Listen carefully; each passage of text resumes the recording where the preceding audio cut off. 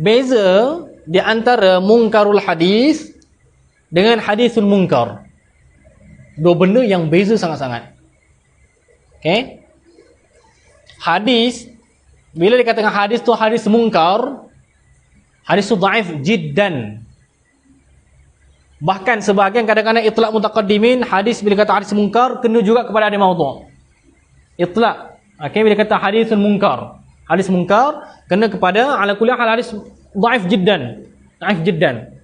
Okey? Termasuk juga kadang-kadang hadis maudhu'. Beza dengan mungkar itu tu penilaian terhadap perawi. Dia ni mungkarul hadis. Perkataan mungkar je, mungkarul hadis atau mungkar untuk perawi, bukan rawal manakir, fihi manakir dan sebagainya, bukan. Mungkarul hadis, mungkarul hadis. Ini kebanyakan yang salah ni. Pergi risak munaqasyah magister ke doktorah, yang ni banyak salah. Waqi' tengok, nasib baik saya dah bagi tahu dah. Waktu kat dalam dars dulu tu. Okey? Saya dah bagi tahu dah, ni banyak antum kena ihtimam sebab ni banyak salah. Bila macam tu, jaga betul-betul. Sebab bila kita tengok, akhirnya apa? Bila kita tengok yang munaqasyah, Masya Allah, asyik kena bantai kat situ je. Okey? Dia punci dia bukan lemah mereka kadang-kadang. Tu. Siapa? Dapat musyrif yang tak nak jiwa dia, tak nak beri. Ada. Antum bukan semua musyrif ni jenis nak mengajar antum Dapat musyrif ni ada kata, datang rumah aku, baca kitab dengan aku. Ada jenis musyrif macam tu. Ada musyrif, macam sini je buat apa kelulus. Buat je sini. Jenis macam tu. Hati-hati ketika memilih musyrif. Pilih yang jenis macam kita dapat mendekatkan diri kepada dia, boleh belajar betul-betul dengan dia. Okey, perkataan mungkarul hadis, dia ada beza ma'ruf di sisi orang mengajar hadis ni. Bila kata mungkar atau mungkarul hadis, maksudnya apa? Perawi dia ni hadis dia tu bukan dhaif jiddan tetapi dhaif sahaja. Mana contoh, perawi yang dihukum thiqah, maka hadis dia hadis sahih. Perawi yang dinilai sebagai saduq, hadis itu hadis hasan. Ingat, khulasah ngaji jarh wa ta'dil, khulasah dia itu apa?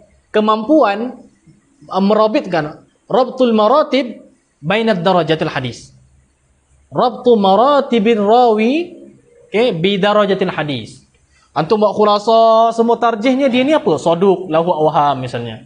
Okey, so untuk perawi yang saduq lahu awham misalnya, dia berbeza dengan saduqun saja. Okey, contoh kalau saduq saja, maka hadis dia tu kita dah belajar kan dalam hadis tu, contoh dalam satu sanad tu thiqah kemudian satu saduq, maka dihukum bil aqal. Al-ibrah bil aqal. Okey, untuk sanad. Untuk matan sebaliknya. Okey, bil aqal. Maksudnya apa? Tak kira thiqah, sebab ada yang saduq maka hadis tu hadis hasan. Thiqah dhaif. Hadis tu dhaif. Okey. Perawi tu dinilai sebagai mungkarul hadis. Maka ma'ruf hadis dia bukan dhaif jiddan. Ingat tu. Kesalahan biasa orang masuk kepada dhaif jiddan. Hadis dia ialah dhaif sahaja. Okey. So beza di antara hadis mungkar dengan perawi yang dinilai sebagai mungkarul hadis. Perawi yang dinilai sebagai mungkarul hadis, hadis dia jika ditafarrud saja, hadis itu dhaif sahaja. Okey. Kecuali ni nak masuk qadhiyah. Kecuali mungkarul hadis di sisi Imam Al-Bukhari. Ni dengar dulu, tapak satu-satu. Melainkan mungkarul hadis di sisi Imam Al-Bukhari. Maka yang ma'ruf di sisi kebanyakan orang pelajar hadis atau bahis, mungkarul hadis bila Imam Bukhari sebut, maksudnya apa mungkarul hadis? Iaitu la tahillu riwayatu anhu.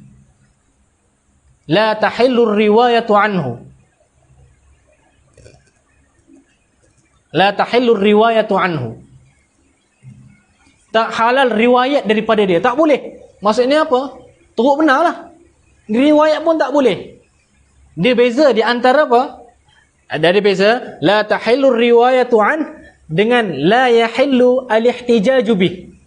Beza Satu, la tahillu riwayatu anhu. Tidak halal riwayat sama sekali. Tak boleh diambil langsung hadisnya. Satu lagi maqulah. La yahillu al-ihtijaju bih. Tidak boleh berhujah dengan dia. Okey? Tapi apa? Boleh diriwayat. Boleh ihtijaj dalam apa? Istisyhad dan sebagainya. Okey, perkataan Imam Bukhari ini kebanyakan orang salah faham ni. jumhur lah, sebelum ditambih oleh Syekhul Muhaddithin Syekh Imam Ahmad hafizahullah taala. Okey, ini faedah daripada Syekh Imam Ahmad. Jadi perkataan banyak naqalan hatta dalam dalam Mizanul I'tidal. Okey, dalam Mizanul I'tidal ketika perawi nama Aban bin Jabalah Al-Kufi dalam Mizanul I'tidal, kat situ ada perkataan Imam naqalan daripada perkataan Imam Al-Bukhari. Okey, riwayat daripada Yahya bin Sa'al Al-Qattan, dia kata apa? Kullu man qultu, kata Imam Bukhari, kullu man qultu munkar hadis fala tahillu riwayatu anhu. Tu. Okey.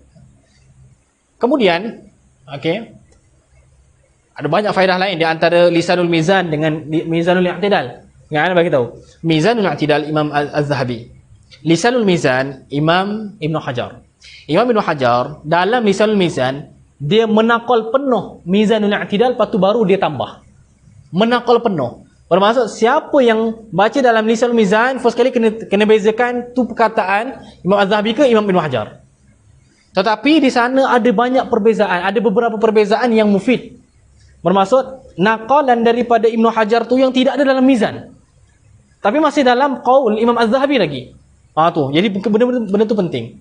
Jadi dalam muqaddimah Lisanul Mizan Imam Ibn Hajar dia kata apa? Perkataan Al-Bukhari dia kata apa? Kullu man qultu munkarul hadis fala tahillu riwayatu anhu. Dia kata apa? Wa hadzal qaul marwiyun bi isnadin sahih an Abdus Salam ki Al-Bukhari.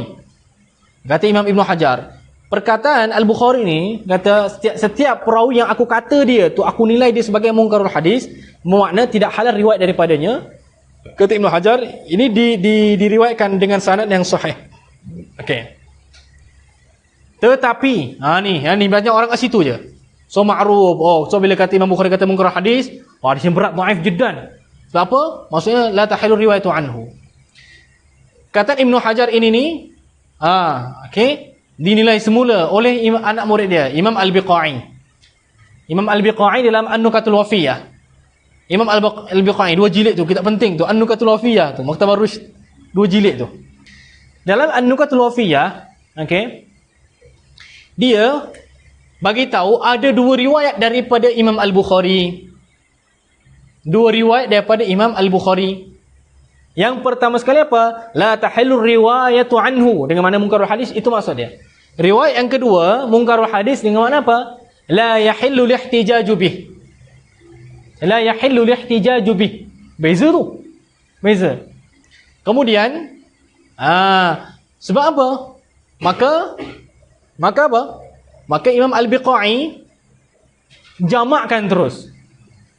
Supaya apa? Sebab menafian antara dua ni. Sebab Imam Al-Bukhari dalam kitab beliau Tarikh Kabir, perawi-perawi yang dia sifatkan sendiri dengan munkarul hadis, diriwayatkan juga dalam Khalqu Af'alil Ibad. Macam mana kalau dia kata munkarul hadis yang aku nilai perawi ni sebagai munkarul hadis, tak boleh riwayat daripada dia? Bagaimana Imam Bukhari sendiri riwayat dalam Khalqu Af'alil Ibad?